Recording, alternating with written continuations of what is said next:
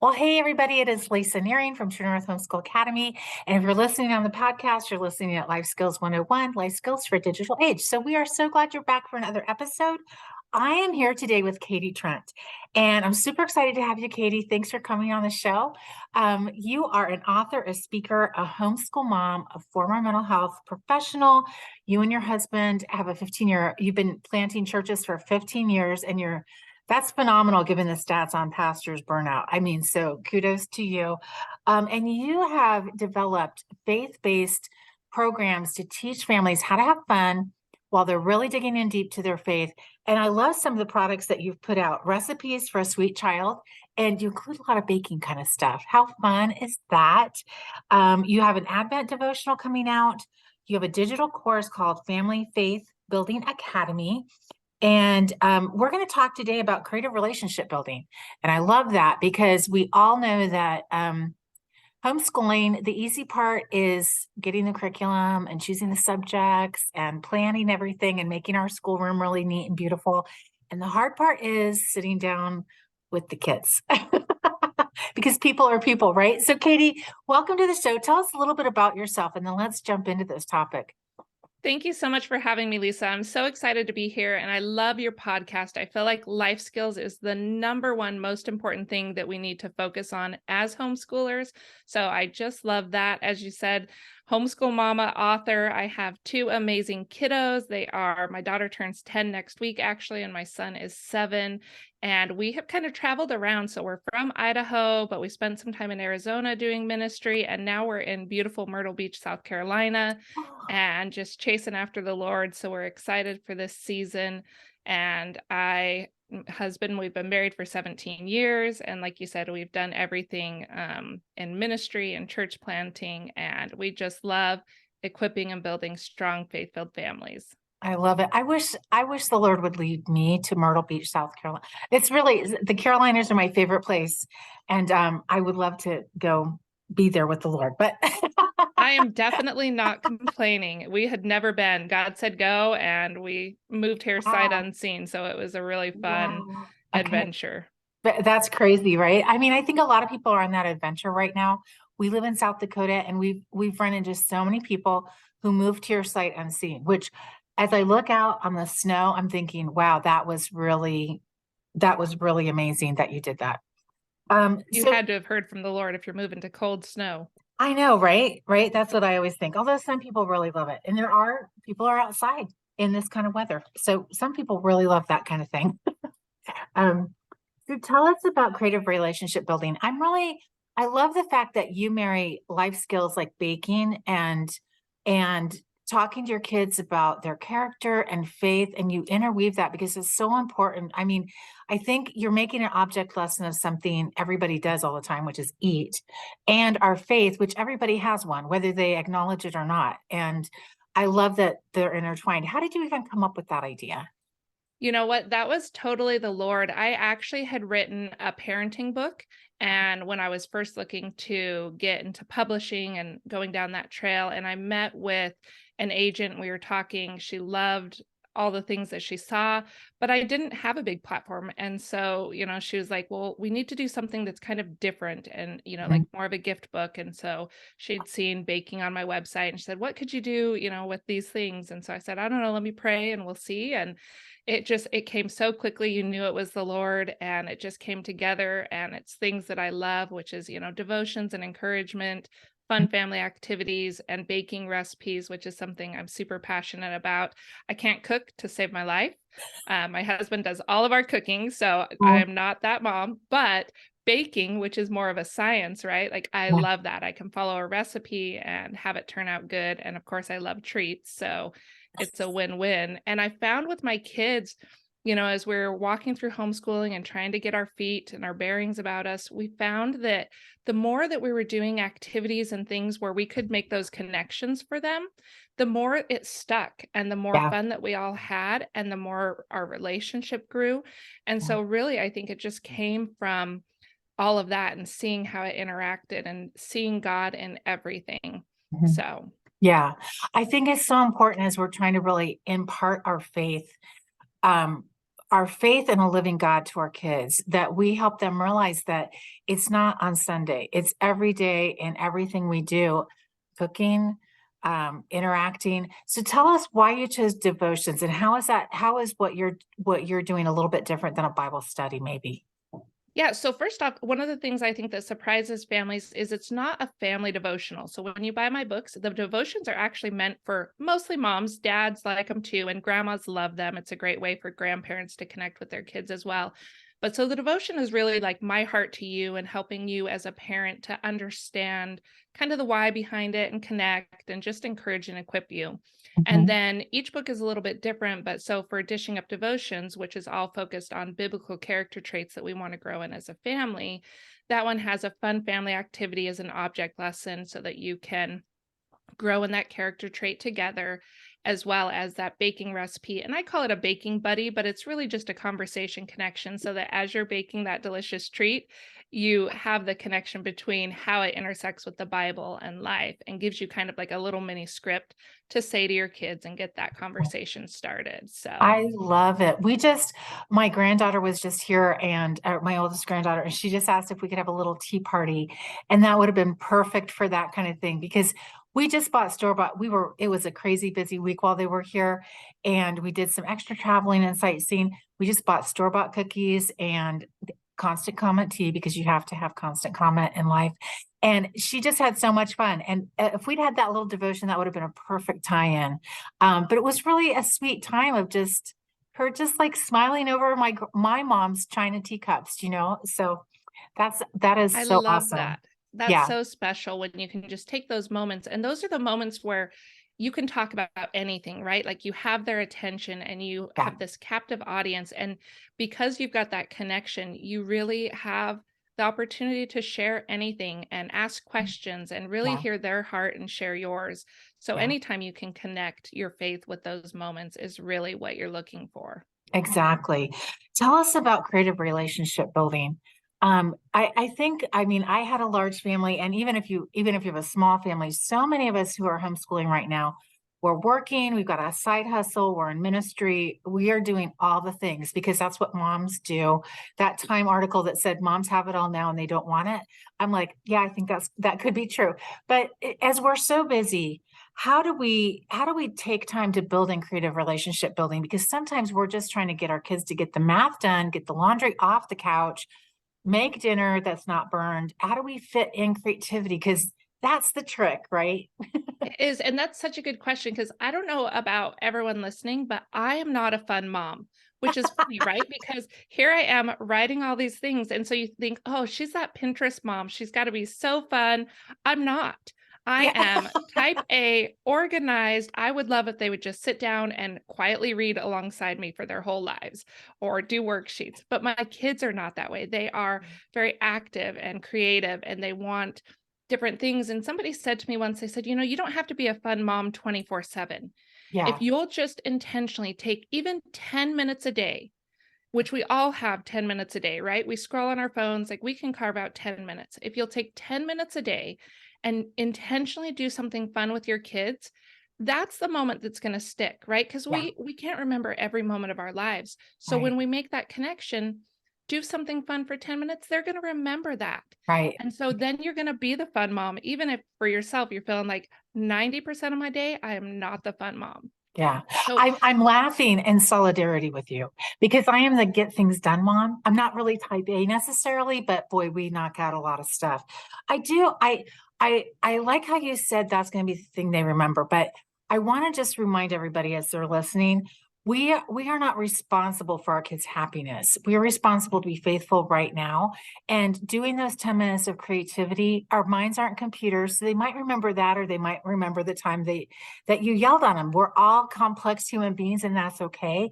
You don't have to create the perfect reality for your kids. And I think that's exactly what you're saying.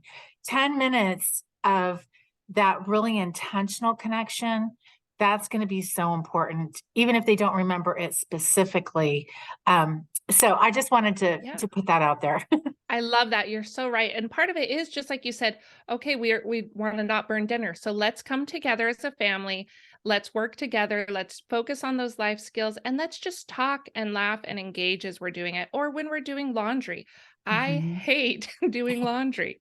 So we all come together and maybe we put on our favorite worship song or we ask questions or we play a game as we're doing it. It's really recognizing that our relationships are not built in just like the vacations or, Yeah. those fun things. They're really built in that day-to-day working together and growing together and having the conversation. Yeah. And so that's where it's built. That's where you get creative. And it doesn't mean you have to do some elaborate thing in order to have that. Your house can be a mess. You could have just yelled at them 5 minutes ago. Like it's so simple when you just say, I'm going to be intentional in this moment. Exactly. I love it. So now that you've given us a disclaimer about that you're not the fun mom, tell us how you are really intentionally building creative relationships because again, it just can get so lost, right? And I love that you're providing these resources for families because sometimes if we can just go look at our day timer or look at a resource and go, yes, I can do that right now. We can do it. And it doesn't feel like I got to come up with stuff. I got to go to Pinterest. Exactly. No, you're absolutely right. And I break down the creative character building and relationship to really 3 C's to remember. So the first is conversation. We want to ask questions, we want to engage our kids, we want to listen to what they're trying to teach us. So we want to focus on conversation. The next Mhm. is connection, and that is understanding our kids. Like they're each different and they Yeah. have different likes and interests. And so even taking just a few minutes to connect individually with your kids makes a big difference, but make sure that they know that you care. And Mhm. then that 3rd C is cooking or replace it with anything camping, crafting, Mhm. cleaning, or something that doesn't sound as pretty or start with a C, but any sort of activity Yeah. that you can take. Maybe you guys are gardening and you take a minute to Yeah. talk about the sower, you talk about God and good soil. I mean, there's so many things. So it's just recognizing that there's opportunities all around us Mhm. to connect our faith with our kids and grow as a family. Yeah. And that is so biblical. It says, teach your kids in the morning and at night as you're going through your day. I mean, that is the whole mandate in Deuteronomy. So I love how you're connecting it with the day-to-day activities of cooking, cleaning, gardening, camping, something, folding laundry. So important. We're mandated by God to do that with our kids. And I think so many of us have gotten into the idea of outsourcing things, like we've outsourced education to public school, we've outsourced so many things, including our faith, where we outsource the faith instruction to church or to Sunday school. But the thing that concerns me really right now is that so much of what's happening in churches is not really biblical instructions. It's more like entertainment. And we're so used to that. So we really need to be intentional as parents about training our kids. Where are things found at in the Bible, memorizing scripture and then applying it, which is what your program does beautifully. It takes those scriptures and it's like, here's how to do it in real life, day to day. I Yes, love absolutely. We have to recognize too. I think the other thing is when we are focusing on things, sometimes we get so focused on kind of the behavior modification yeah, that we miss out on the fact that our goal is actually life transformation. yeah, So if we are kind of focusing so much on the behavior instead of that connection, we're missing out on that opportunity to really grow. So one of the things that you'll find like in my resources is it's all about the family because mhm, otherwise it can become very works based. It can become very much like we're telling our kids they're not good enough, or they can feel that that's what we're saying is that they're striving for some sort of a behavior mhm. check off instead of recognizing that we're all human and we're all on a journey. We're not going to reach it, right? So we're never going to say, you know what, Lisa, today I checked off patience. I am perfectly patient and I do not need any more help with that. I gold star for me. So when our kids recognize, oh, we're all growing in this. This is something that we value. This is something that's Yeah, biblical. This is something that we're all helping each other in. That really takes that pressure off. And again, that yeah, builds a relationship because I feel like sometimes when we focus more on like the habit training in a different way, we can create disconnection. mhm, And then that's where our faith isn't translating because we've built these barriers and these walls. And so we want to really focus on that connection and just letting our Mhm. kids know that we care and that we're human and that we're wrestling through this thing just like they are. Right. But the I Bible has a solution to every problem we face. Everything. I love it. You're really talking about failing forward. And I think in parenting, I know I'm older than everybody probably, but I was raised where you were told something, you were expected to hear it, understand it, apply it, and never have a problem after that with whatever you were told.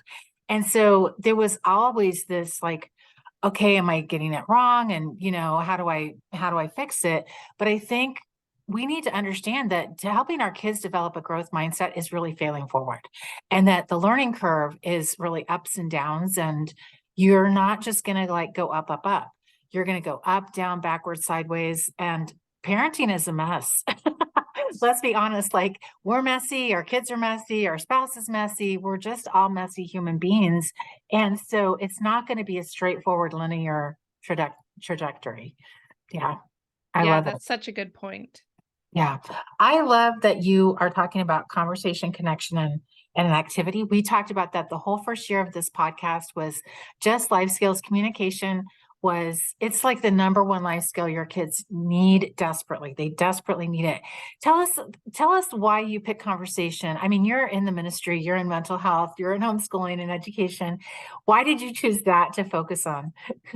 Yeah, that's a great question. I think that the more that you're in it, the more that you're talking with people, the more that you're helping people navigate the different things that they're struggling with in life, you recognize that, like you said, it is such an important skill to have. If we don't know how to have a conversation, if we don't know how to communicate what's going on inside of us and be able to listen and understand what's going on inside of someone else and Mhm. have that dialogue, then we're never going to be effective at anything that we're trying to do in our life.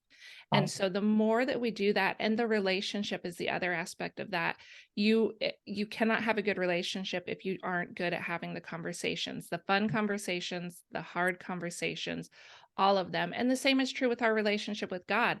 If we're not comfortable having conversations with God and connecting with God, then we're never going to grow in our faith either. So it translates both in our family, Yeah. in our relationships, in our careers, and in our faith. I love that. I love that so much. You're right. If we can learn to have a conversation with God and come to him and tell him we're wrestling, we're struggling, we're sad, we're angry, we're happy, we're thrilled, we're ecstatic, we're redeemed, then we don't have a living faith. It's just kind of a static religion. And so I love that you're talking about that. You mentioned way back asking questions. And I think that's so important. I think as the parents, often we feel like our job is to instruct and inform and correct. And tell us about questions because that's so important. Yeah, it's a skill. I mean, you have to work at asking good questions because it's easy to be like, "Did you do your homework?" Yeah. Yes, no, right? And that's a close-ended Right. question. Yes. But when we can learn to ask open-ended questions, then we spark that creativity. We spark the discussion. We can learn so much more. And I know it's hard, and that's why I didn't focus on it as much in dishing up devotions, but in recipes for a sweet child, where I'm actually tackling the 36 most common emotional, behavioral, and relational struggles that kids face. Yeah. In there, I've got a full blown discussion guide. So, at least 3 or 4 questions, so that as a parent, you have the tools to start the conversation, even if you're saying, I don't know where to begin. And so, Recipes for a Sweet Child is different in that way, in that I provide you a very specific biblical lesson that you can do with kind of Mhm. toddlers to teens, so that you can say, okay, how do we deal with anger? And what does the Bible say about it? And so you've got those there. And then the questions, so you can start that conversation.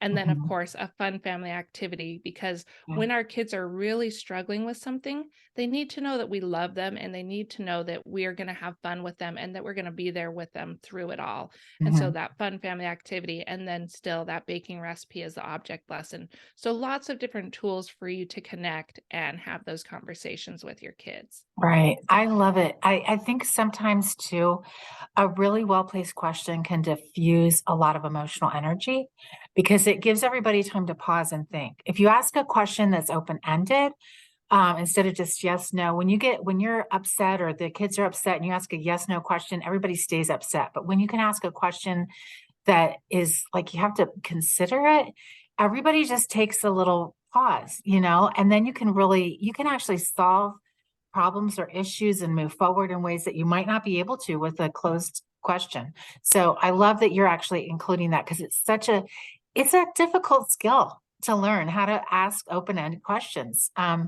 Yeah, great Yeah, stuff. absolutely. And I will say, here's a little tip for everyone.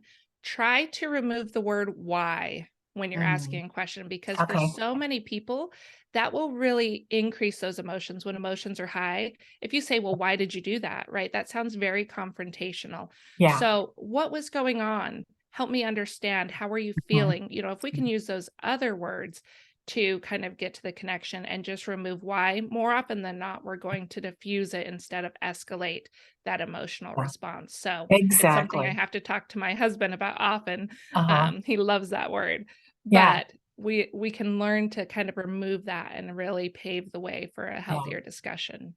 And just another really simple thing along the same lines is just saying, interesting. Tell me more. Because we often assume as parents because often we can look at our kids and we know our kids and we can go, yeah, I got what they're doing here. But if we can say, interesting, tell me more about that. What's going on? Where did you come from with this? Then it gets them thinking in their frontal lobe instead of responding in their midbrain of reactivity. They actually have to start thinking logically about what they've done or not done. And you're actually building executive functioning skills in your kids by asking those open-ended questions. Yeah. Exactly. That's such a great point. Yeah. Okay. So I love the connection. I love the fact that you're doing hands-on activities with your kids. I did read a survey a couple years ago that said families who vacation together are more cohesive and have longer lasting relationships. And I think part of it is that when you're traveling and doing things like that together on vacation, you're problem solving all the time as a unit because otherwise you won't get from A to B. But I think when you're doing activities at home, you're creating those little mini vacations in your home, right? Where you're all working towards having a sweet at the end of the baking experience. So you have to go from A to B together. So Right. you're, And cooking is stressful sometimes, right? Like, especially like talking to moms of littles, we yeah, know that it can be a hot mess. And yeah, so there's definitely things you can do too to kind of alleviate some of that. If you've got real littles, separate out the ingredients. You can pre-measure them, yeah, so you're not worried about it. Or like for the egg cracking, we always do it in a separate bowl so that we yeah, can, pick out any eggshells or whatever, but they're still growing in those opportunities and looking for age appropriate ways. But the nice thing too is you can also, some parents, here's the truth, don't want to bake with their kids. Like, I love baking and sometimes I just want to bake by myself. It's very therapeutic and mhm, relaxing. And so you can even make the treat and then still have that conversation and talk about it too. yeah, So there's lots of different ways that you can get creative with that. But you're right that when we're taking the time to just make a moment together and be intentional, we're doing that family vacation thing. We're yeah, making it so that we're just focused, because I think in our day-to-day lives, we get running and we don't give our full attention sometimes to our mhm, kids and to what's in front of us. So yeah, when we can just stop and take that trial and make it a teachable moment and say, hey, you're struggling right now. We're going to pause what we're doing and we're going to connect and we're going to yeah. have a conversation and we're going to grow through this. That's where everybody benefits. I agree totally with you. I love how you talked about setting up for success. When we had our house fire in 2009, one of the things that I really learned through that whole experience of that year and a half was set up and clean up can make or break about anything. Right? Like if you and it's often very time consuming. I think as moms, we're just like, okay, we're gonna bake. We make a flurry of just pulling stuff out of the because that's how we cook, we're just like, we can make dinner in 20 minutes, feed the whole crowd, right? But when we're cooking with our kids, being intentional and going, if I crack the egg, it'll be a better experience for all of us. So give yourself the space you need to make this setup, uh, intentional enough so that it's a successful experience. And then also teach your kids how to clean up because that is such a life skill. That changes everything.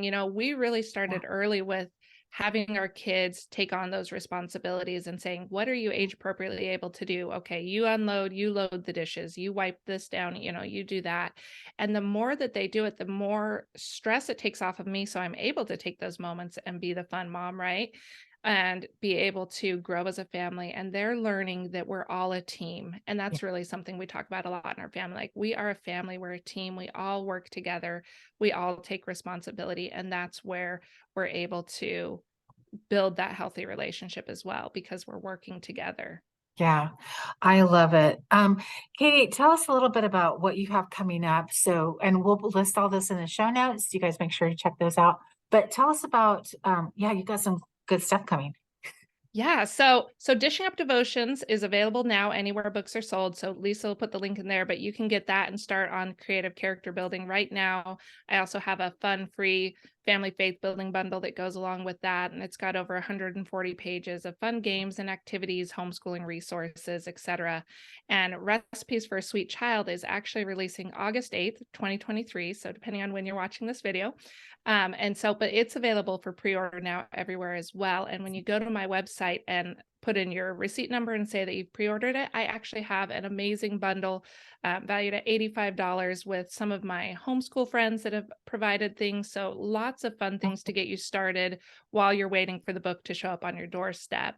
And then Awesome. I've got an Advent devotional coming out in 2024. And my Family Faith Building Academy is something I'm really excited about. It's an 8-week digital course that helps families understand kind of A to Z, step by step, how to really build strong family faith building into their daily lives and homeschools. So we just launched that in January, and we'll be opening it up again in April. So that's another thing that you can find out more about. But lots of resources on my website too, so that you can find things to grow strong families. I love it. Tell us what is the one thing you would say to homeschooling families as they're building the faith of their kids? I'd say to give yourself and your kids grace, because Mm. it's not going to look like the person on Instagram makes it look. It's not going to feel like that. And so give yourself grace and know that all the seeds that you're planting and all the things that you're doing, God is faithful. He says that when we're weak, he is strong. And so he takes what we do and he's the one who makes it grow and blossom. So just know that you're seen and you're heard, and God is moving through your prayers and through these little moments that you're working to create, and he is faithful. I love that. I love it. What is one thing you hope that happens as a result of all the ministry that you're doing with these books? My hope is really that families will take that responsibility for themselves and say, we're not going to let the world disciple our kids anymore. We're going to take control. We're going to surrender our lives to Jesus, and we're going to do it in a way that changes the statistics, right? Because Yeah. statistics show that as many as 2 out of every 3 children are leaving their faith as adults. And Yeah. so what we've always done isn't working. So Yeah. we've got to look at how we can really help them own their faith from a young age and make it applicable to their daily life. Like you mentioned before, we can't turn on and off our faith. It's part of who we are. Yeah. And so my hope is that this makes that very easy for parents to do. Hmm. Katie, thanks so much. You gave us some really practical things we can implement ourselves, and you've provided beautiful resources. I'm so excited to go check them out myself. You guys all have detailed show notes, and you can find all of Katie's links there. So be sure to go to the podcast and check it out. Katie, thanks for joining me today. I really appreciate it. Thank you so much, Lisa. It was so fun. It was. Okay, you guys, we'll talk to you soon.